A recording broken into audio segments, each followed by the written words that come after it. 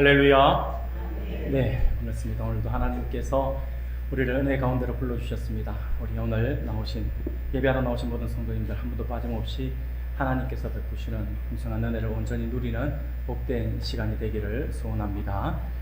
오늘 이 시간에는요, 누가복음의 말씀을 가지고 나는 누구의 이웃인가 라는 제목으로 말씀을 잠시 살펴보면서 하나님의 은혜를 나누고자 합니다. 사랑하는 여러분, 혹시 요즘 생겨난 신조어 가운데 주인공 증후군이라고 하는 말을 혹시 들어본 적이 있으십니까? 아마 젊은 세대들은 이 인터넷, SNS 상에서 주고받는 신조어이기 때문에 이렇게 한 번씩 들어보았을 건데, 아마 세대가 좀 어른 세대들은 좀 처음 들어보는 이야기일 수도 있겠다라는 생각이 들어집니다.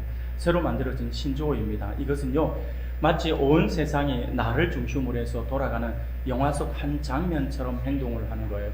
그래서 타인은 내 인생이라고 하는 무대의 조연 또는 엑스트라 정도로 이렇게 생각을 하는 그러한 마음, 그러한 행동을 하는 사람, 이를 우리는 그렇게 이야기합니다. 주인공 증후군이다 라고 이렇게 이야기를 합니다.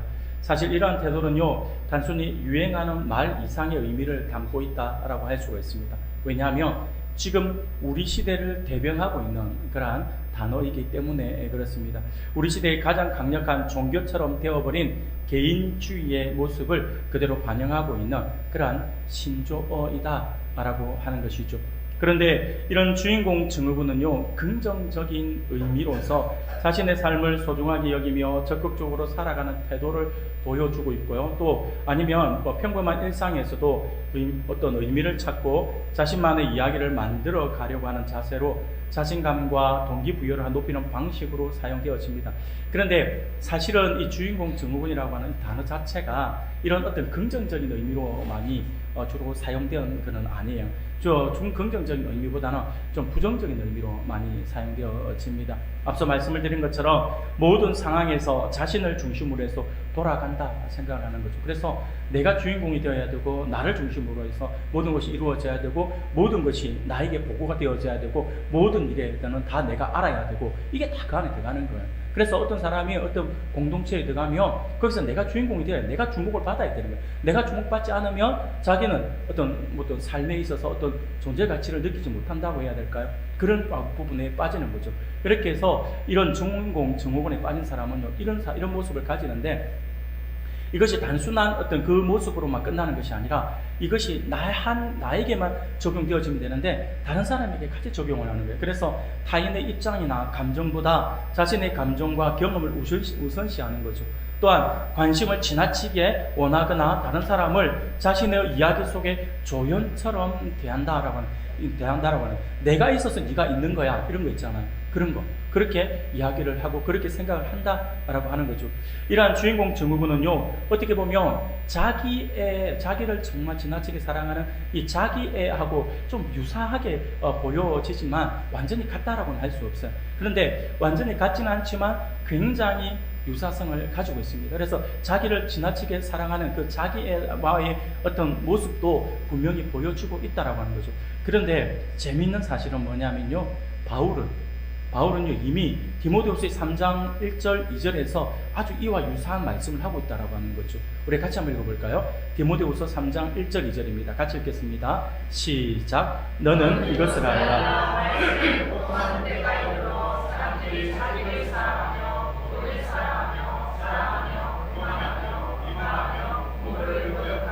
감사하지 아니하며 거룩하지 아니하며. 아멘. 바울은요, 이미 이 디모데후서의 편지를 쓰면서 세상 마지막 때에 나타난 일들 가운데 가장 큰 특징이 무엇인가를 정리해서 이야기해주고 있어요. 그게 뭐냐니까 사람들이 자기를 사랑할 것이다 라고 이야기를 하고 있다라고 하는 거죠. 바울이 이미 알았던 것 같아요. 이런 모습들이, 이런 개인주의 어떤 모습들이 나타날 것이다 라고 하는 것을 미리 알고 이야기를 한 것 같습니다. 사랑하는 여러분, 그러면 여러분, 우리가 이렇게 한번 생각해 볼 수 있잖아요. 자기를 사랑하는 게 그러면 나쁜 건가? 라고 하는 거죠. 지금 제가 부정적인 어떤 의미로서 지금 말씀을 드리고 있는 거잖아요. 그러면 내가 나를 사랑하는 것이 나쁜 건가? 아니면 자기 자신을 사랑하는 것이 어떻게 보면 지극히 당연한 거잖아요. 내가 나를 사랑하는 건 지극히 당연한 건데 왜 이렇게 부정적으로만 인식되어지고 부정적으로만 이야기하는 것일까? 라고 하는 거죠. 자신을 사랑하고 존귀 여기고 존중하는 것은요, 매우 긍정적이며 좋은 일이라 할 수 있습니다. 자기 자신을 사랑해야 돼요. 내가 나를 사랑하지 못하는데 내가 타인을 사랑한다라고 하는 자체가 모순이에요. 그렇기 때문에 내가 나를 사랑하는 것은 너무나도 중요한 겁니다. 근데 문제가 있어요. 그게 뭐냐면, 우리가 분명히 여기서 짚고 넘어가야 되는데, 내가 나를 사랑하는 건 분명 중요하고 아주 소중한 부분이에요. 그러나 문제는 뭐냐니까, 자기 자신을 사랑하는 것은 분명히 당연한데, 문제는 자기만을 사랑한다라고 하는 거예요. 자기만을 사랑하거나 중요하게 생각하는 태도와 거기에서 비롯되어서 더 나아가서 다른 사람의 이익을 해치는 그런 이기주의적이고 자기중심적인 태도는 공동체를 무너뜨리는 아주 큰 문제다라고 하는 거죠. 이것은 현대사회에 만연되어 있는 개인주의라고 할 수가 있습니다. 그래서 이런 상황들은요, 대부분의 사람들이 어떻게 많이 나타납니까? 대화 속에 굉장히 많이 나타납니다. 내 중심에서, 내 생각에서만 이야기를 하는 거예요. 내 감정을, 내 기분에 따라서 내가 하고 싶은 말을 하는 거예요. 이 말이 상대방에게 어떻게 비추어주고 어떤 상처가 있고 이 말이 상대방에게 어떤 아픔으로 다가가는 거에 대해서 생각하지 않는 거예요. 생각하지 않고 오직 내가 하고 싶은 말, 지금 내 감정에 충실한 거죠. 내가 지금 이렇게 화가 나 있는데, 내가 지금 이렇게 흥분했는데 라고 하면서 내 말을 하는 거예요.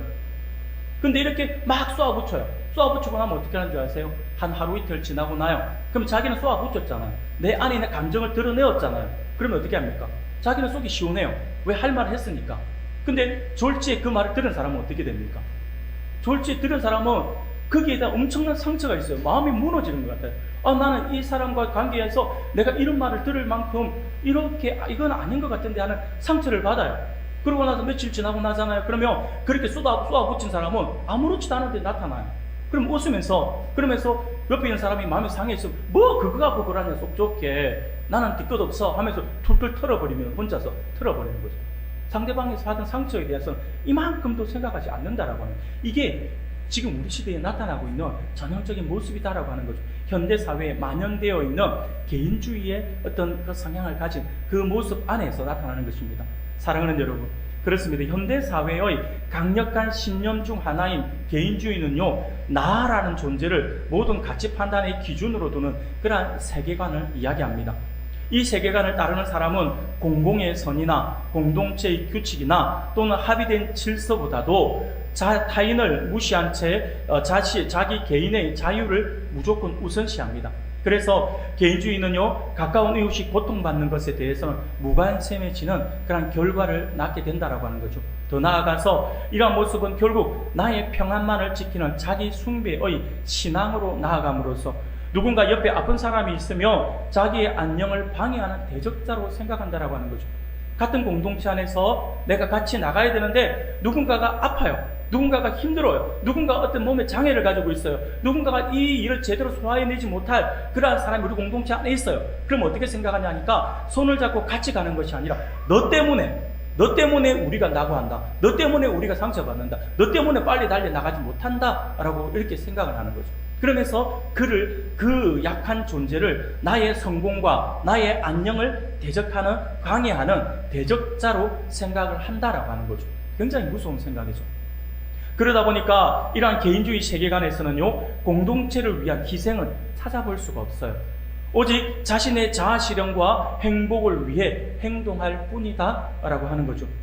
사랑하는 여러분, 그런데 문제는 이러한 사회적 모습이 신앙에도 그대로 반영되고 있다라고 하는 거예요. 하나님과의 관계에서도 하나님이 자신을 위해서 존재해야 하고 하나님께 영광을 돌리는 것보다 자기의 편의가 우선되어야 한다라고 생각을 하는 거죠.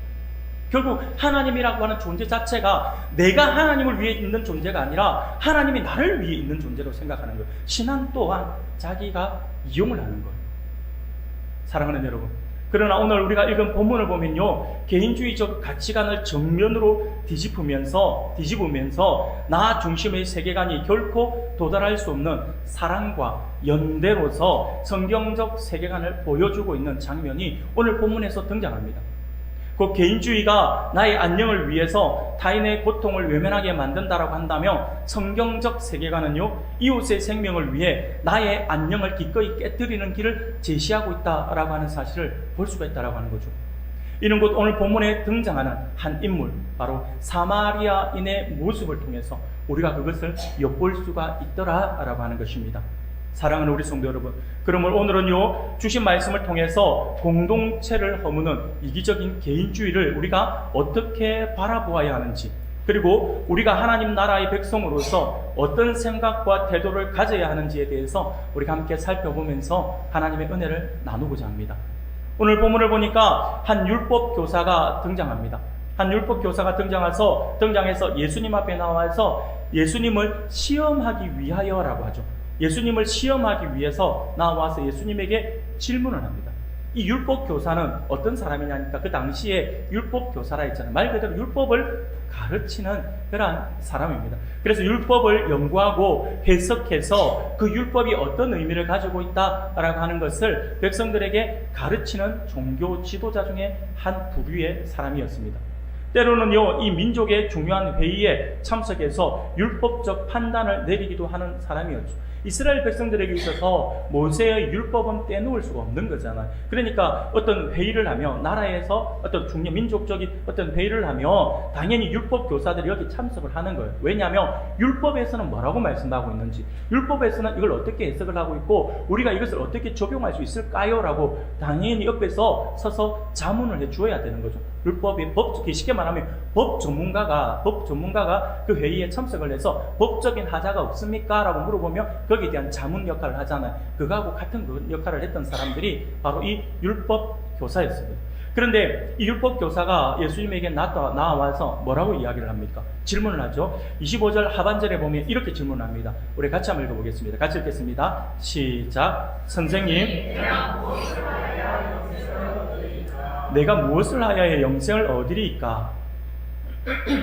이렇게 질문을 해요. 여러분, 율법 교사가 뭐 하는 사람이라고 했죠? 율법을 연구하고 율법을 해석을 하고 율법을 백성들에게 가르치는 사람이라고 했잖아요. 그러면 내가 무엇을 하여야 영생을 얻을 수 있습니까? 라고 한다면 구약시대에서부터 쭉 내려오던 하나님의 말씀을 이 사람들은 다 알고 있는 사람들이에요. 다 알고 있고 그것을 해석까지 할 수 있는 사람들이잖아요. 그럼 이 사람들은 율법에서 뭐라고 말씀하고 있는지 다 알고 있어요. 그럼에도 불구하고 예수님께 질문을 하는 거잖아요. 그래서 그것을 두고 우리가 예수님을 시험하고자 왔다라고 하는 말씀이 바로 그 이야기예요. 다 알고 있다라고 하는 거예요. 답을 다 알고 있다라고 하는 거죠. 그러니까 우리 주님께서도 이 사람이 어떤 사람이라고 하는 걸 딱 꿰뚫어 보시잖아요. 꿰뚫어 보시면서 예수님께서 뭐라고 대답을 하십니까? 뭐라 답을 안 하시고 26절에서 이렇게 다시 질문을 하세요. 제가 읽어드릴게요. 예수님께서 이르시되 율법에 무엇이라 기록되었으며 내가 어떻게 읽느냐라고 이렇게 말씀을 합니다. 무슨 말입니까? 율법 교사이기 때문에 율법을 이미 다 알고 있잖아요. 근데 그 말씀만 알고 있는 것이 아니라 네가 어떻게 읽느냐라고 했잖아요. 그걸 네가 어떻게 해석을 하고 있고 너의 해석은 어떠하냐라고 하는 거죠. 이미 다 알고 있고 어떻게 적용해야 되는까지 이미 알고 있다라고 하는 것을 주님은 알고 계시는 거죠. 예수님은요, 율법 교사가 어떻게 성경을 이해하는지 반대로 그에게 지금 질문을 하고 있는 거예요. 질문을 하죠. 그래서 율법 교사는 마치 이 질문이 나오기를 기다렸던 것 같아요. 아주 기다렸다는 듯이 이렇게 이야기해요. 27절입니다. 이것은 우리가 같이 한번 읽어볼까요? 같이 읽겠습니다. 시작. 대답하여 이르되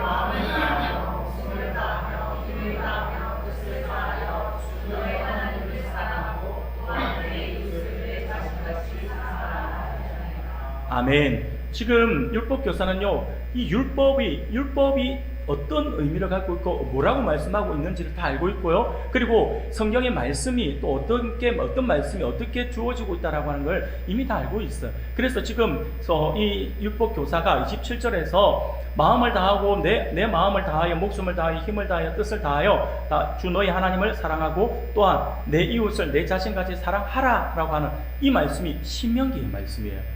그래서 이 신명기의 말씀을 인용해서 그대로 지금 예수님에게 대답을 한 거죠. 어떻게 보면 이 지금 율법 교사의 대답은요 100점짜리 대답입니다. 이거보다 확실한 대답은 없어요. 왜? 하나님의 말씀이 성경 말씀을 그대로 가져와서 그 말씀을 적용해서 그 말씀으로 답을 한 거니까요.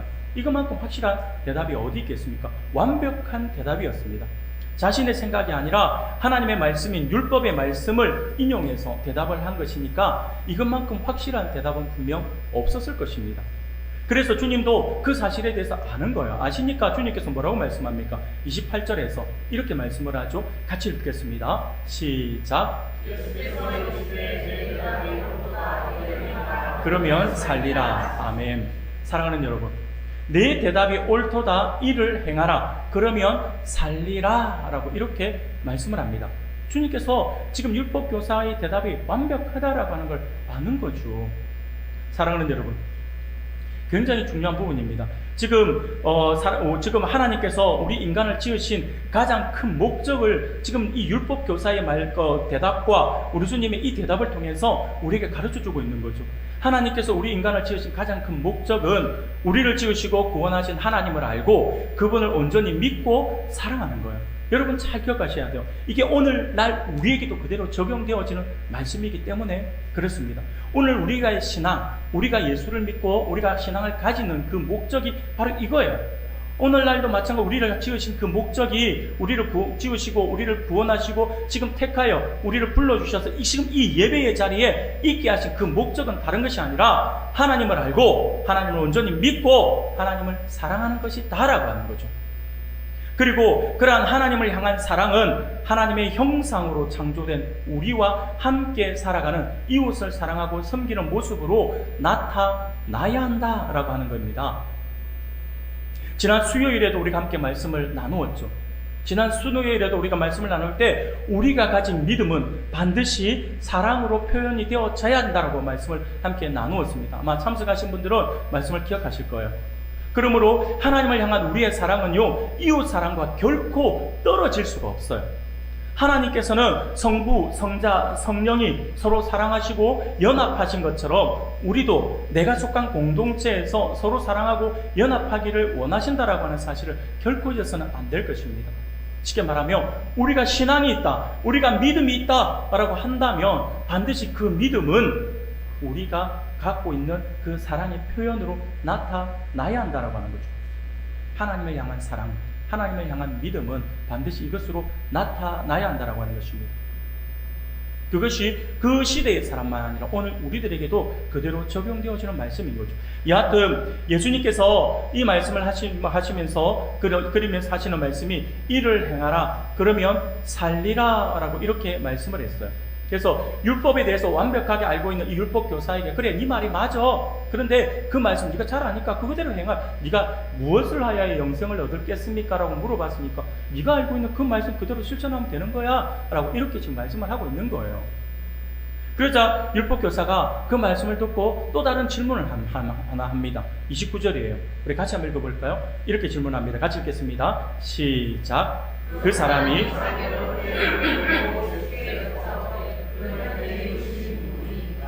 아멘. 그 사람이 이 율법교사가 이제는 자기를 좀 더 잘 들어 보이려고 나타내려고 예수께 여짜오되 그러면 내 이웃이 누구입니까? 라고 질문을 하죠. 그러자 예수님은 하나의 이야기를 해주십니다. 그것이 우리가 너무나도 잘 알고 있는 선한 사마리아인 비유입니다. 어떤 사람이 예루살렘에서 여리고로 내려가는 길에 강도를 만났어요.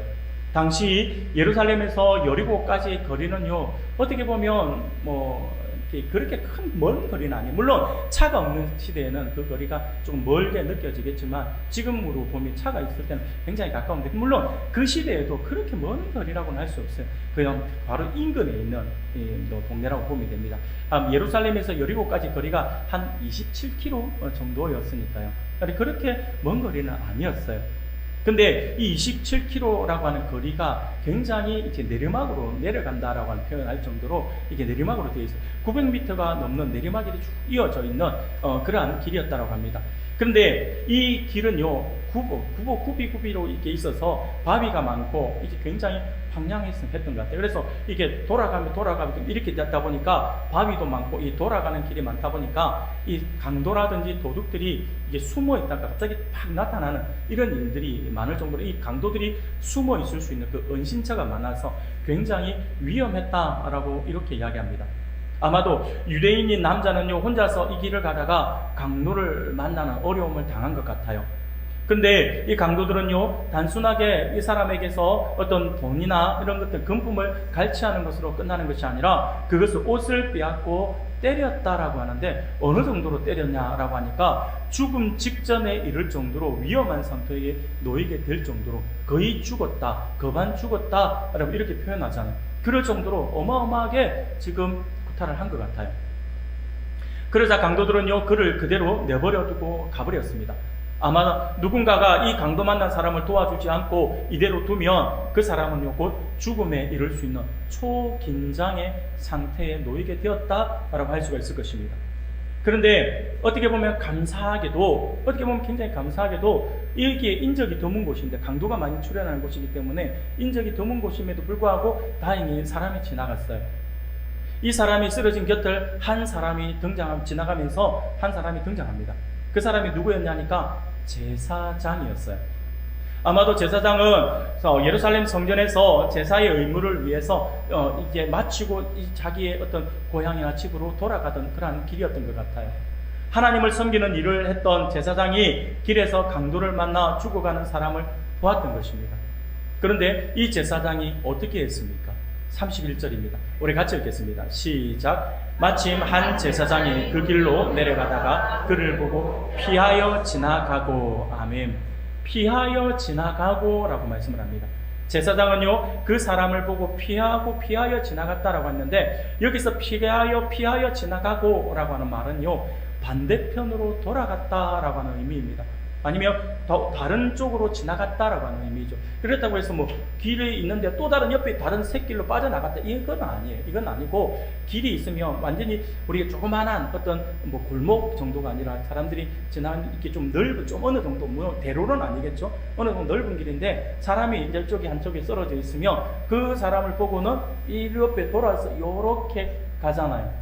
여러분, 요즘에 보면 우리가 사람이 이렇게 쓰러져 있거나 죽어 있거나, 이거는 우리가 이 길에서 이렇게 볼 수는 없겠지만 한 번씩 가다 보면, 그렇죠?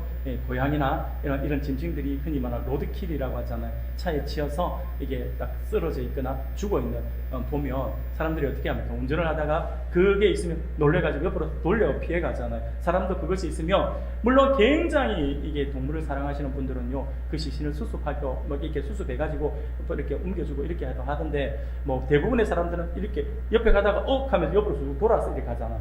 마치 죽은 짐승을 보는 것처럼 제사장이 이렇게 의도적으로 피해갔다라고 하는 거예요. 제사장이 의도적으로 사고 현장을 우회하여 지나갔다라고 이렇게 말씀을 하고 있는 것입니다.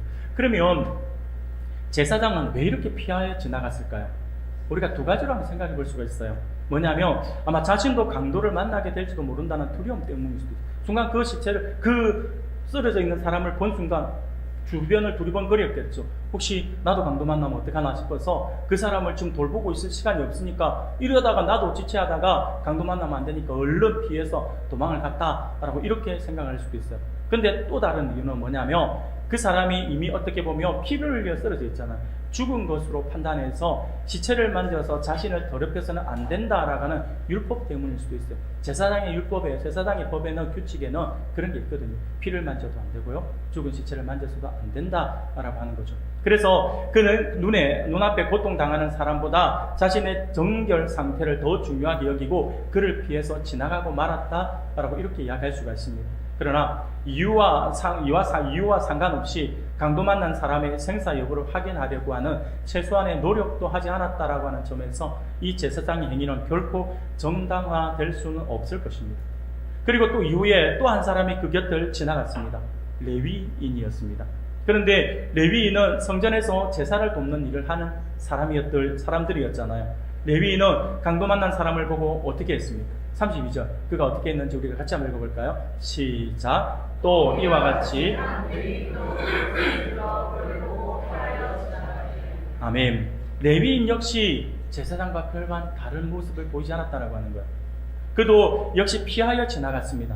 그런데 사실 우리도요, 죄송합니다. 여기서 레위인도 마찬가지예요. 레위인도 따지고 보면 성전과 관련된, 제사와 관련된 일들을 돕는 사람이었기 때문에, 그래서 피 흘리는 사람과 접촉하며 부정하게 될 수 있기에 그 또한 앞에 제사장처럼 가까이 가지 않고 피하여서 지나갔다라고 그렇게 이야기할 수 있습니다.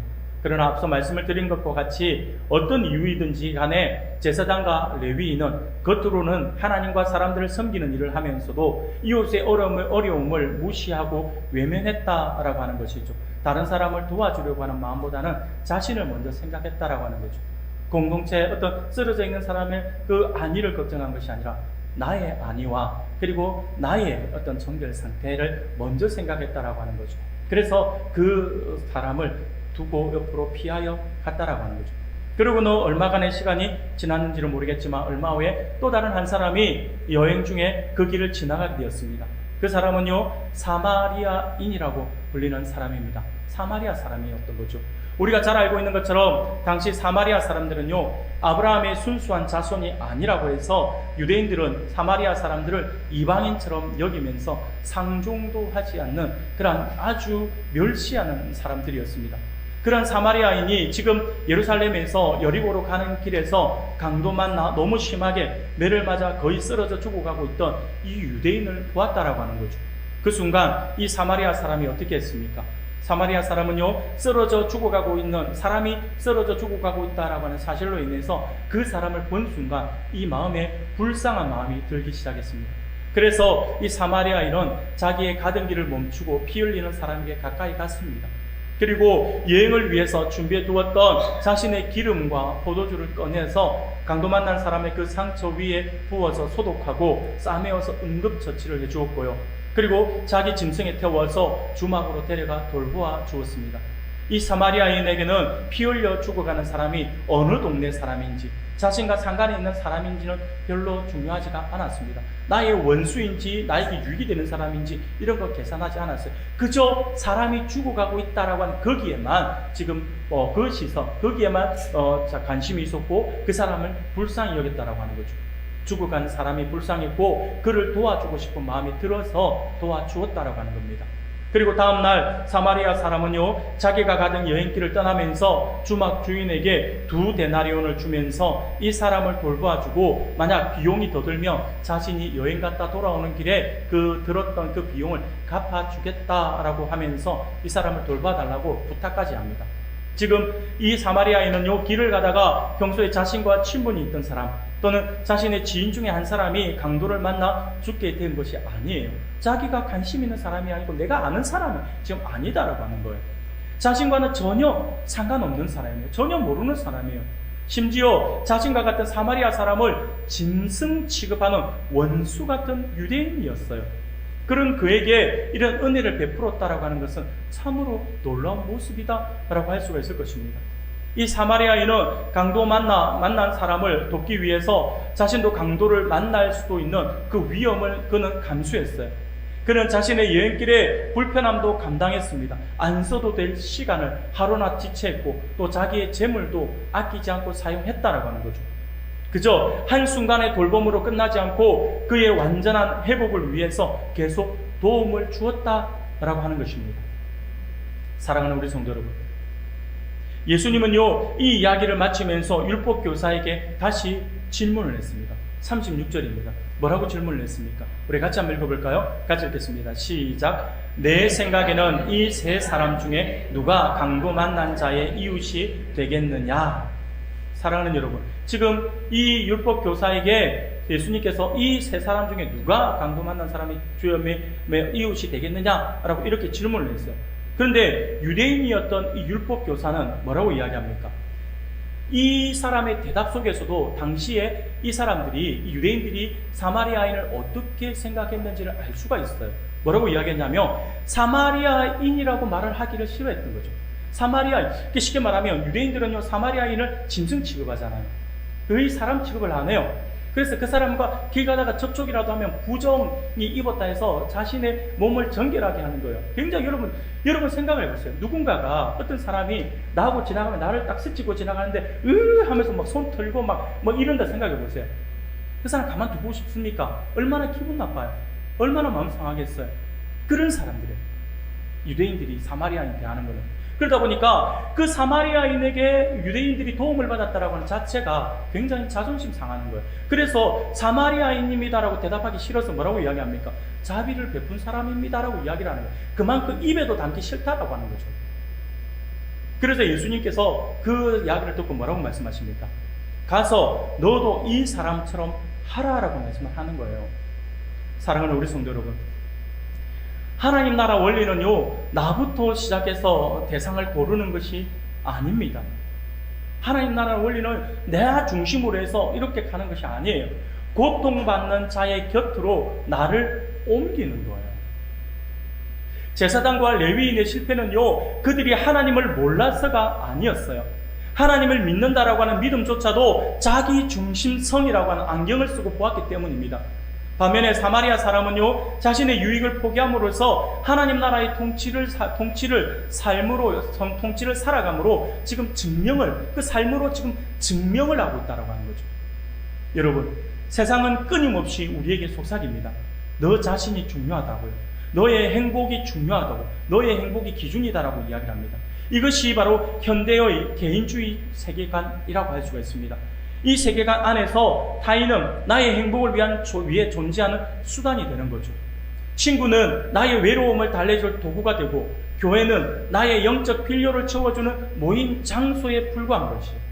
심지어 하나님마저도 나의 소원을 들어주셔야 하는 분으로 생각을 하는 거예요. 그래서 내가 기도하는데 기도 응답이 되지 않으며, 기도 응답이 더뎌지며 하나님이 없다라고 하면서 외면하고 등지고 떠나려고 한다라고 하는 거죠. 사랑하는 여러분, 그러나 성경적 세계관은요, 우리를 몸의 지체로 부릅니다. 우리 같이 한번 볼까요? 고린도전서 12장 26절이에요. 같이 한번 읽겠습니다. 시작. 만일 한 지체가 고통을 받으며 모든 지체가 함께 고통을 받고, 한 지체가 영광을 얻으며 모든 지체가 함께 즐거워하느니라. 아멘. 사랑하는 여러분, 우리 그리스도인은 하나님의 점으로 존재하는 사람들이 아니에요. 우리는 하나님의 하나하나 개인이 있는 점 하나가 있는 것처럼 수많은 점으로 있는 것이 아니에요. 그리스도인들은 모두가 점으로 있는 것이 아니라 하나의 선으로 연결된 존재들입니다. 그래서 나와 너가 따로가 아니라 우리라고 하는 개념으로 우리가 하나로 묶어지는 거죠. 그게 우리 그리스도인들의 모습이고 하나님의 백성들의 모습입니다. 개인주의는요, 나를 소중히 여기는 것 같지만 결국 나를 외로움과 고립 속에 가두어 버리고 맙니다. 반면에 성경적 세계관은 나를 그리스도의 통치 아래 둠으로써 진정한 자유를 누리게 하는 거죠. 나를 위해 신앙을 이용하는 것이 아니라 하나님의 뜻을 위해 나를 드리는 것이 신앙의 본질입니다. 그러므로 내가 세상의 중심이 아니라 자기 중심성의 우상을 깨뜨릴 때에 비로소 진짜 우리가 보이기 시작될 것입니다. 사랑하는 여러분, 하나님의 아들 예수님은요, 우리가 예수님께 이웃이 될 자격이 없음에도 불구하고 우리를 위해 사마리아인보다 더 큰 희생과 사랑으로 자신의 몸과 피와 생명을 내어주셨습니다. 그래서 우리를 구원하시고 가족과 친구로 삼아주셨죠. 우리를 예수님 안에 공동체로 회복시켜 주셨습니다. 그러므로 이제 우리도 예수님 안에서 공동체성을 회복하는 하나님 나라 백성으로 살아가야 하는 것이죠. 그냥 단순하게 우리를 불러주셨다고 끝나면 안 됩니다.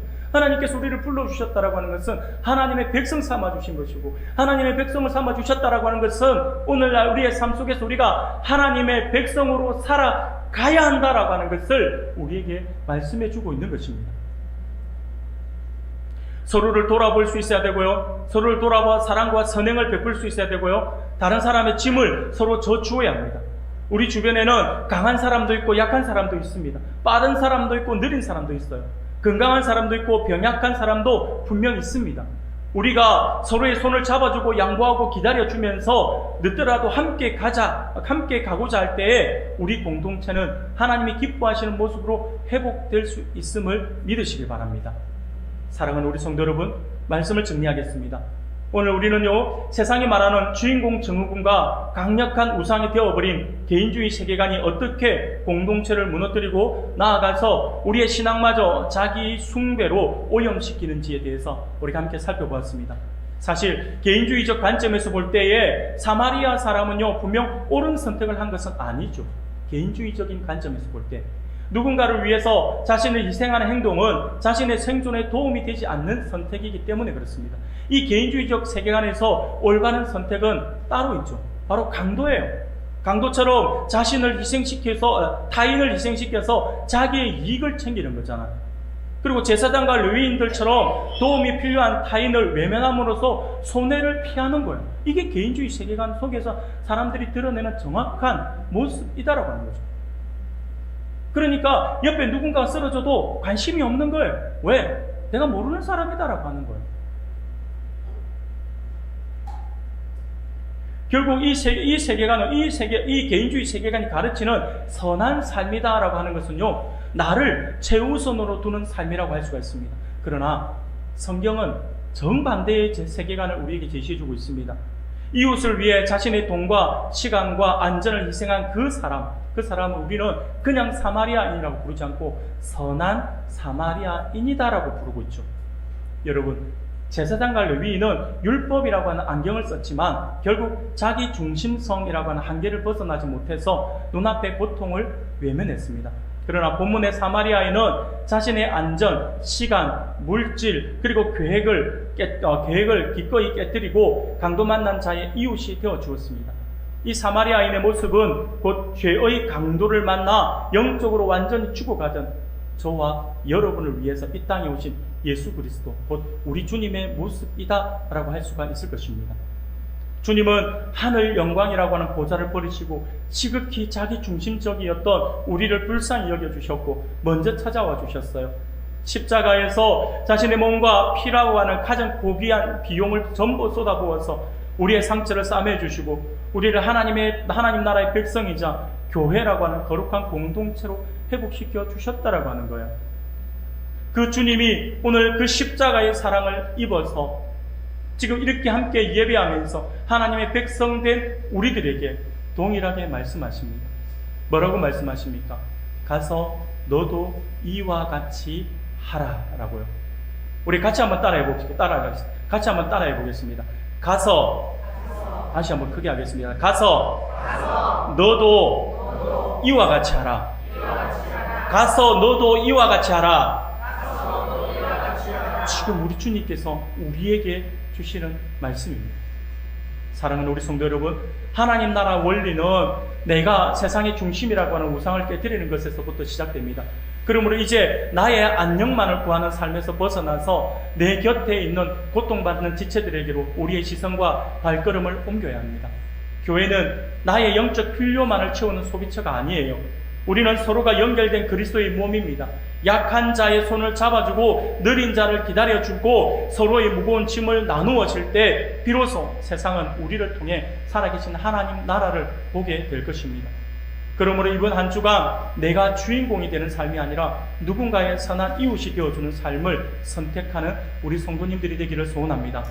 그래서 조금 늦더라도 함께 가고 조금 손해보더라도 함께 살아나는 삶을 선택함으로써 하나님을 기쁘시게 하고 또한 우리 영광교회를 더욱더 든든하고 아름답게 세워나가는 우리 모든 성도님들이 다 되시기를 주님의 이름으로 축원합니다. 아멘.